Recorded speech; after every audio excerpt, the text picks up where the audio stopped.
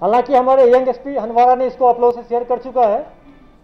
मैं ये बताना चाहूँगा कि पाकिस्तान के जो टेररिस्ट है, वहाँ के कुछ लोग हैं ओपीएम को कल्टीवेट करते हैं, वहाँ के सिक्योरिटी एजेंसी के थ्रू उसको कल्टीवेट करा करके मिलिटेंट और हैंडलर के थ्रू, एलसी और आईबी के थ्रू उसको यहाँ भेजते हैं। और यहाँ हमारे साइड के जो टेररिस्ट के एसोसिएट है, जिसको हम लोग ओजीडब्ल्यू करते हैं, वो एसोसिएट उसको रिसीव करके पंजाब में, दिल्ली में और मुंबई में उसको बेचते हैं। उस ड्रग्स से जो पैसा आता है उसको फिर यहाँ आके टेररिस्ट ऑर्गेनाइजेशन में बांटा जाता है। ये टेररिस्ट ऑर्गेनाइजेशन का फंडिंग का सबसे बड़ा सोर्स है। लास्ट वीक हम लोग 11th को लंगेट में पुलिस ने एक नाका लगाया था। उस नाका में अब्दुल मोमिन पीर को पकड़ा था, जिसके कब्जे से 6 kg हीरोइन मिला और 20 लाख रुपये। उसको फर्दर इंटरोगेट किया गया। उसके बाद एक श्रीनगर में बेना में रेड मारा गया, जहां से फर्दर 15 kg हीरोइन मिला और 1 करोड़ 15 लाख रुपया मिला कैश। टोटल मिला के मार्केट रेट में उसका 150 करोड़ का हीरोइन मिला है और 1 करोड़ 35 लाख का रिकवरी हुआ है। उसको हम लोग इंटरोगेट कर रहे हैं। उसमें 4 लोग पकड़ा गया है और कुछ लोगों को अरेस्ट करना बाकी है। इसका जो मेन किंग पिंग है, जो जिलानी है, इफ्तिकार जिलानी, उसका पाकिस्तान में लिंक है। वहाँ पर एक सोनू है जो एलईटी के कमांडर लोकल है, और उसका कासिम गिलानी है और एक यूसुफ गिलानी है। तीनों एलईटी के कमांडर्स हैं जो हमारे कश्मीर के ही हैं, लेकिन अभी पीओके में है। ये लोग वहाँ से ड्रग्स भेजते हैं और ये जो पकड़े गए इसमें 3 जो है क्लोज रिलेटिव है। ये लोग यहाँ बेचते हैं। इस मॉड्यूल में ये ड्रग्स को अमृतसर में एक आदमी को बेचा था, वहाँ से 5 करोड़ रुपया रिसीव किया। उसमें से 3.5 करोड़ को श्रीनगर में मिलिटेंट तंजीम के बीच में बांटा गया है और हम लोग जो बाकी इसमें सीज किए हैं। तफ्तीश जारी है, इसको अब हम लोग और पकड़ना है, क्योंकि मिलिटेंट्स जो यूज कर रहा था कम्युनिकेशन, वह वर्चुअल नंबर से यूज कर रहा है। उसमें हम लोग तो दिक्कत हो रही है, लेकिन बहुत जल्दी बाकी लोग को ही पकड़ लेंगे। अगर जरूरत पड़ा तो हम लोग इस केस को एनआईए को भी दे सकते हैं, क्योंकि इसमें पाकिस्तान और अदर स्टेट भी इन्वॉल्व है, दिल्ली है, मुंबई है, पंजाब है। तीसरी बात जो है, अभी पिछले दिनों में सरपंच पर कुछ अटैक हुआ है, जिसमें एक सरपंच अनंतनाग में मारे गए हैं, पंडिता साहब। उसमें हम लोगों को बहुत कामयाबी मिली है। जो आई विटनेस आप लोग बोल रहे थे, चूंकि नाम शेयर कीजिए, हम लोग को कुछ टाइम डाउट था, इसलिए नाम शेयर नहीं कर रहे थे। फिर भी आप मीडिया कलीग ने कुछ ने उसको लिख किए हैं। एचएम इसमें इन्वॉल्व था। उमर जो फिलहाल में न्यूपुरा में मारा गया, 2 मिलिटेंट, उमर नवीन मारा गया, उन्हीं का नाम आ रहा है। आई विटनेस उसको कंफर्म कर दिया है। टेक्निकल ह्यूमन से इसको हम लोग लिंक कर लिए। एक एस्पेक्ट बच गया है, जो बैलिस्टिक फॉरेंसिक लैब का रिपोर्ट आना है उसके पिस्टल से। उसकी रिपोर्ट आने के बाद हम लोग केस को चालान कर देंगे और आप लोगों के साथ आपके एसपी अनंतनाग शेयर करेंगे।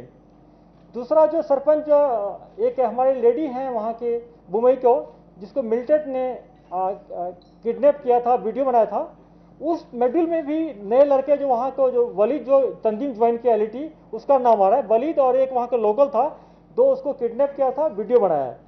उसको हम लोग, उनके हस्बैंड भी पंच है, उसको हम लोग सेफली ले आए श्रीनगर में और प्रोटेक्शन भी उनको देंगे।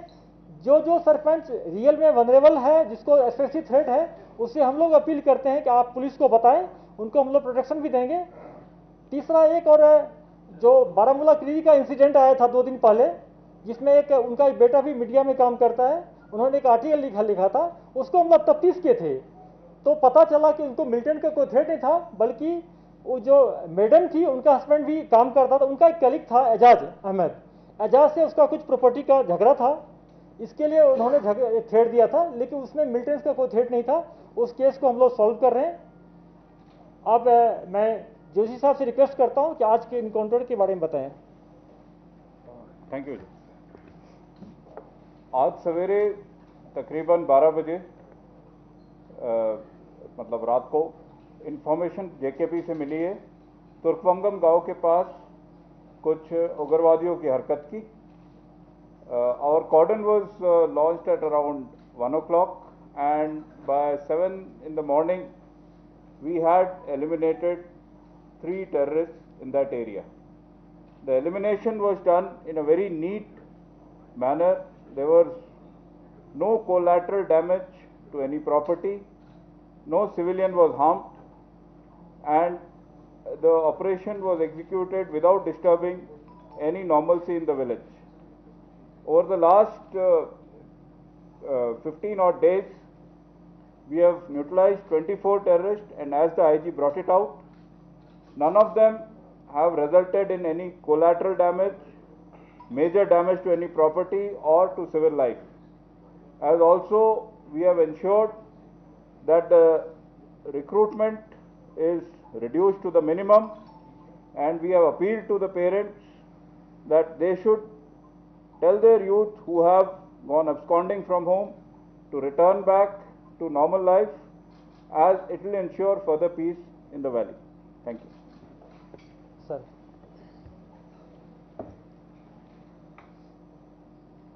जैसा आईजी साहब ने और जीओसी साहब ने बताया, in the recent past, based on the quality intelligence provided by the JNK police, the security forces have successfully neutralized large number of militants, particularly in South Kashmir.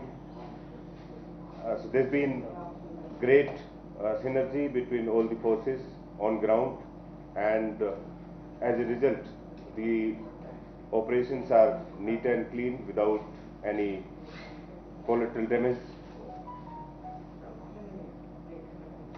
In the last press conference, I appealed to the people of Kashmir that, in fact, last month, some of the operations, there was large number of people gathered around the encounter site. Last few days, this trend is basically showing a positive trend, and not large number people in large number coming to the encounter site. So I would again request all the parents, the elders, not to allow the youngsters or people to come close to the encounter site. There are two factors which are important in this. One is the security related, that if you come to the encounter site, then there are chances of some collateral damage. And second, and which is probably not in the hands of the security forces or any other person, is the corona. Because if you assemble in large numbers, if you crowd at the encounter site, then we, the security forces, we do our job in a very, very professional manner, and we try to avoid any kind of collateral damage. But corona is not going to spare any one of us. If we do not follow the social distancing, if we do not follow the protocol which has been, given by the authorities time and again. So I would request the parents and the elders and all the people not to allow their children to assemble in large numbers, particularly at the encounter sites. And I'm thankful to the people that they probably last when we spoke, the corps commander, me and the GOC, so we made this appeal, and I would again request them that they should consider our appeal and not allow their children to go out of their homes and assemble particularly at the encounter sites. Thank you. Sir, मेरा सवाल है. एक करके हाँ. Sir, how do you see militancy in North Kashmir when it comes to terrorism plus the drug racket that you have mastered recently? Last year north Kashmir में काफ़ी encounters हुए थे, अराउंड 33 मिलिटेंट मारे गए थे. इस साल इनकाउंटर वहाँ कम हो रहा है. हम लोग फोकस कर रहे हैं कि वहाँ पर ईंट जनरेट कर रहे हैं और ज़्यादा कर रहे हैं और उसको न्यूट्रलाइज करेंगे। नेक्स्ट मंथ से मेरा फोकस ज़्यादा रहेगा नॉर्थ कश्मीर पर, और उससे बड़ा जो फंडिंग है जो वहाँ रिसीव करता है, उस स्ट्रक्चर को हम लोग डिमोलिश करेंगे और कर रहे हैं। उसमें काफ़ी कमैन मिला है और आगे भी करेंगे। सर मेरा सवाल ये है, जो सरपंच मारा गया है, जो इल्जाम आया सिक्योरिटी के ऊपर आया इल्जाम, उन्होंने सिक्योरिटी मांगी थी, उसको सिक्योरिटी नहीं दे दी गई, इसके बारे में आप क्या? दूसरा, जो पाकिस्तान से करेंसी यहाँ आ रही है, क्या वो ओरिजिनल है या डुप्लीकेट है? अगर इतनी करेंसी आई है, कैसे कहाँ पहुंची? बैंक थ्रू आई या ऐसे आई? जैसा मैंने पहले आपको बताया कि करेंसी पाकिस्तान से नहीं है, ड्रग्स आया था। ड्रग्स को अमृतसर में बेचा गया, वहां से करेंसी आया, यह ओरिजिनल करेंसी है। फिर भी हम लोग ड्रग्स के करेंसी को फॉरेंसिक लैब में भेजना पड़ता है हम लोग को, चूंकि कोर प्रॉपर्टी है। जहां तक सरपंच का सवाल है, हर एक सरपंच को हम लोग सिक्योरिटी नहीं प्रोवाइड कर सकते हैं। जिसको इमिनेंट थ्रेट है, बहुत वल्नरेबल है, उसको हम प्रोवाइड करेंगे। और ये चूंकि मामला आज हाईकोर्ट में उनके फैमिली मेंबर्स ने आज रीड किए हैं, सब जुडिस है, तो ज्यादा इसमें नहीं बोलेंगे।